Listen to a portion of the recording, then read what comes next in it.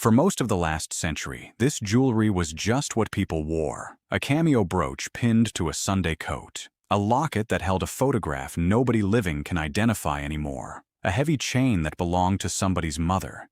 It went into a drawer between the handkerchiefs and the reading glasses, and it stayed there through 3 moves and 2 funerals. Today, the grandchildren tip the whole box onto a counter, take whatever the gold buyer offers by weight, and walk out.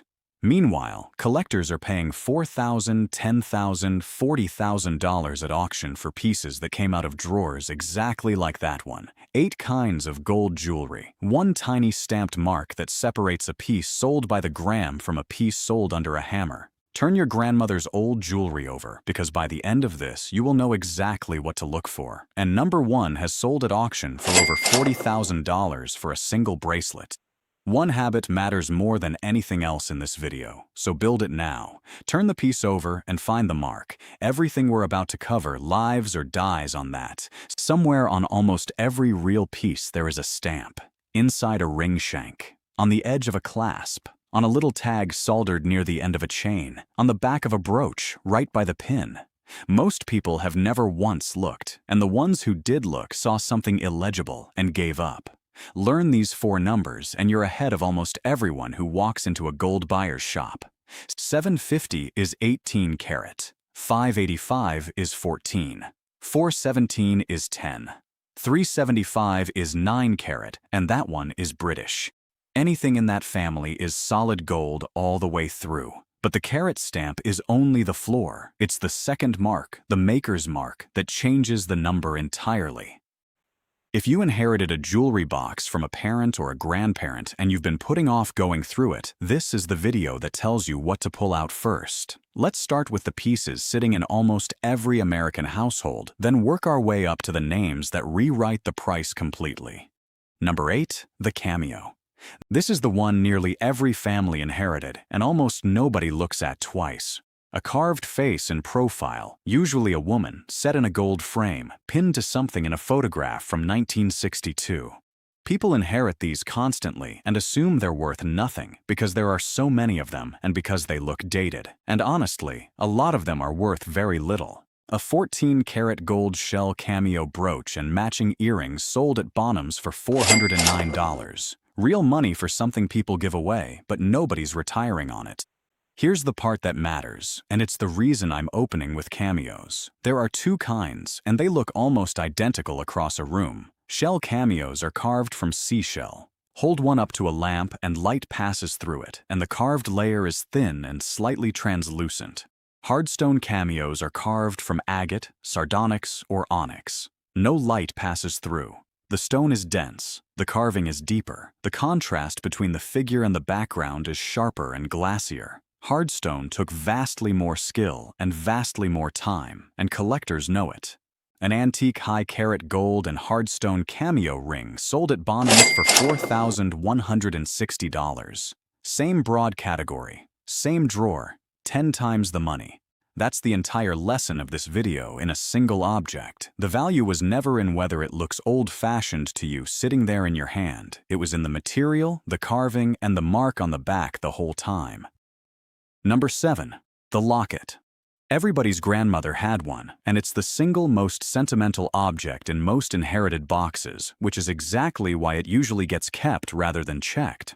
Somebody opens it, finds a photograph or a curl of hair, feels something, and puts it in a drawer for another 20 years without ever turning it over. Turn it over. A Victorian 2-color gold, enamel, and gem set locket sold at Bonham's for $1,792. A 14-karat gold, gem set, and cultured pearl locket sold for $1,280. And there's a whole category of Victorian goldwork here that people write off as damage. Look for enamel, especially black enamel, and especially small seed pearls set in patterns. Black enamel and seed pearls on a Victorian gold locket usually mean mourning jewelry, made to be worn after a death, and Victorians took that seriously enough to spend real money on it. Enamel chips easily, and a chipped locket looks broken to a modern eye, so it goes in the melt pile.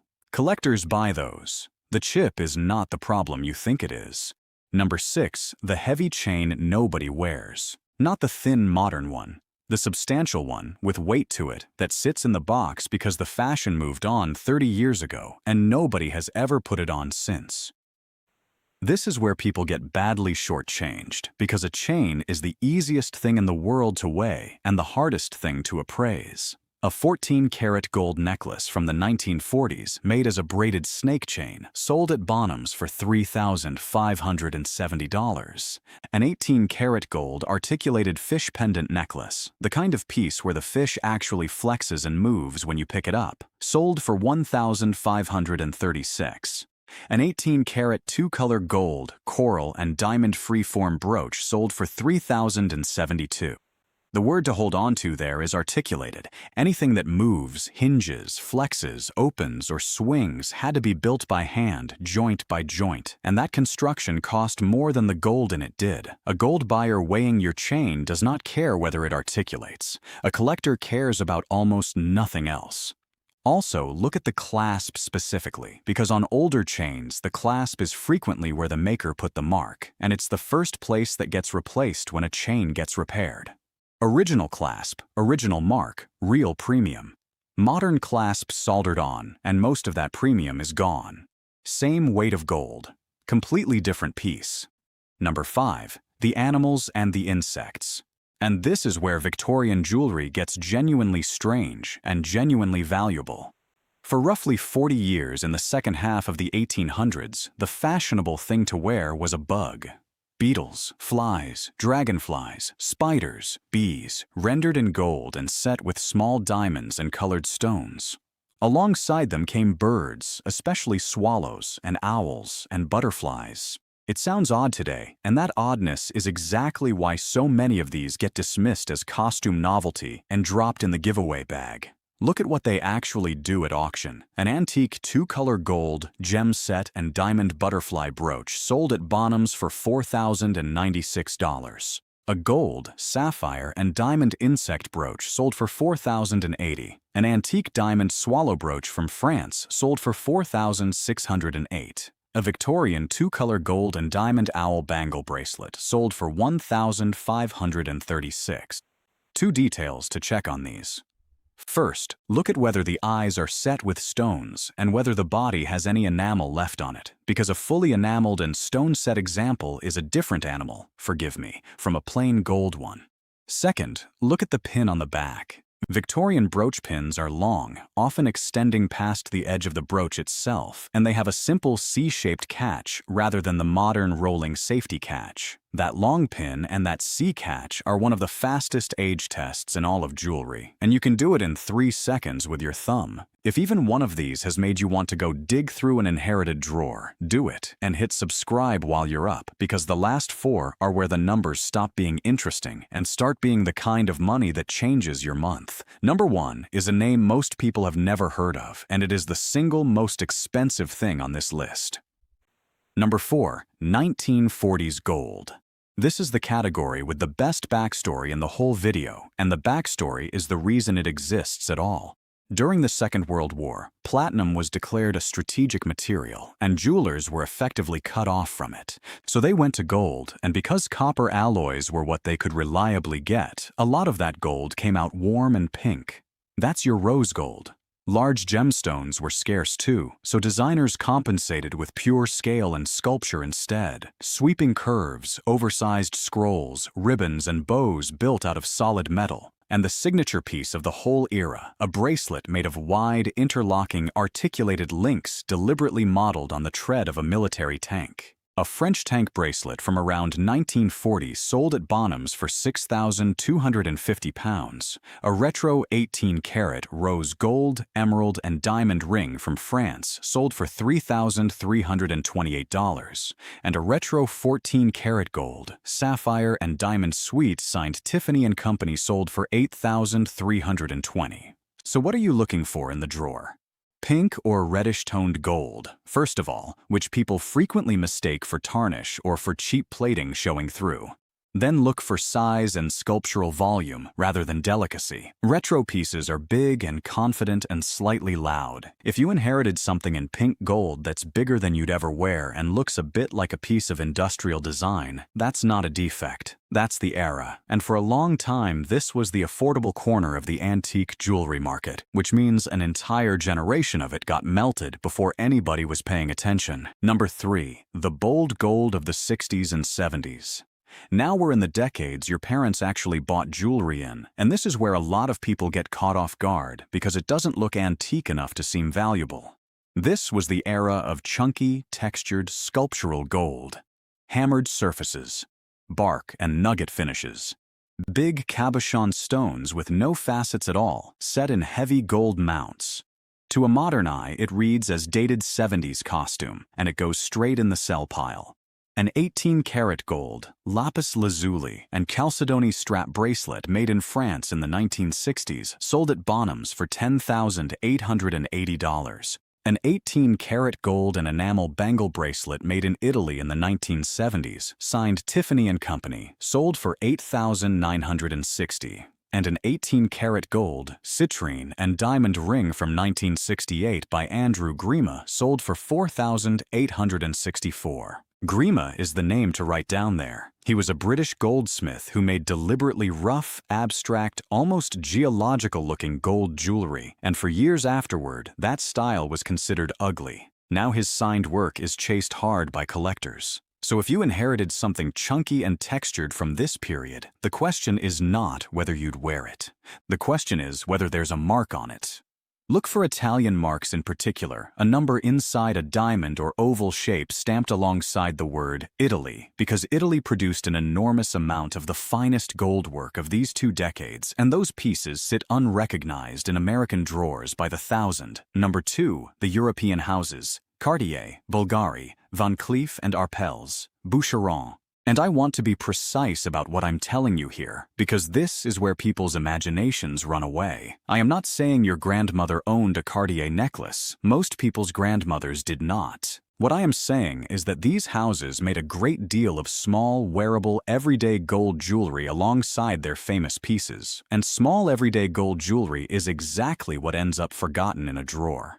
Ear clips, a plain gold band, a brooch, a bracelet with no stones in it at all. An 18-karat gold love bracelet by Aldo Cipulo for Cartier sold at Bonhams for $4,352. A pair of 18-karat gold and sapphire ear clips by Bulgari sold for $6,400. An 18-karat gold and diamond horse brooch by Bulgari sold for $10,240. An 18-karat gold and chalcedony bracelet by Van Cleef and Arpels sold for $10,880. And an 18-karat gold and diamond brooch by Boucheron from the 1950s sold for $7,680. Now here is the practical part. These signatures are small and deliberately discreet, and after 50 years against skin and fabric, they wear soft. They live on the inside of a clasp, along the edge of a mount, under the bail of a pendant, on the reverse of a brooch beside the pin stem. Under ordinary indoor light, a worn signature looks exactly like a scratch. You will need a bright lamp and a magnifier, and phone cameras are excellent at this now. Photograph every mark you find, front and back, before anything leaves your house. Those photographs cost you nothing, and they are the only evidence you will have afterward. And number 1, David Webb.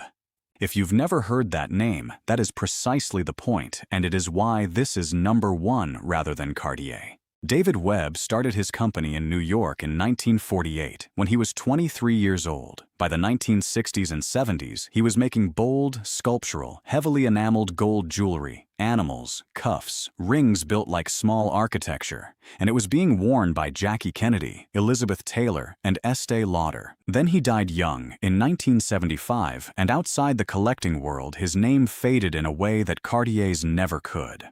Which means his work turns up unrecognized. A grandchild sees a heavy gold cuff covered in white and black enamel, decides it's a big showy costume piece from the 70s, and prices it accordingly.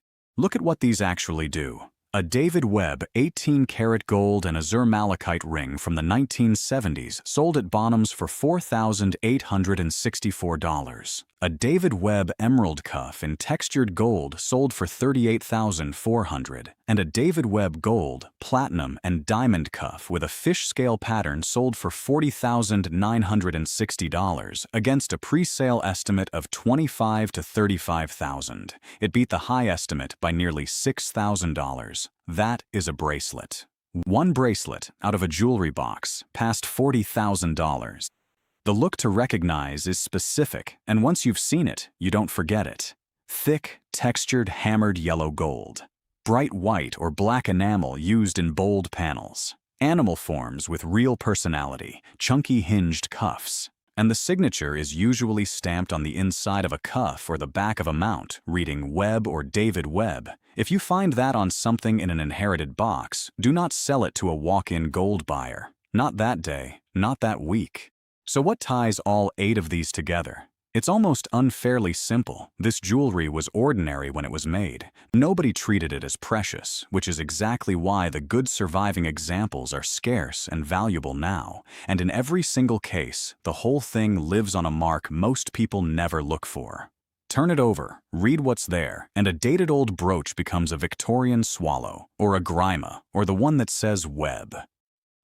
Now let me be honest with you, the way this channel always will be, because I'm not here to sell you a fantasy. Every number in this video is a real auction result, and I want you to understand what that means and what it doesn't. Those are prices including the buyer's premium, achieved at established auction houses, for good examples that a specialist looked at and accepted for sale. Most inherited jewelry is not that. Most of it is common, worn, unsigned, and genuinely worth its gold weight, and not a great deal more. Condition matters enormously. Missing stones, replaced clasps, worn through enamel, and old repairs all pull the number down hard. Signatures on the biggest names can be faked, so anything you think is a Webb or a Cartier deserves real expert eyes before you believe it. And what you'd actually be paid selling is well below the hammer price, because commission comes out of it.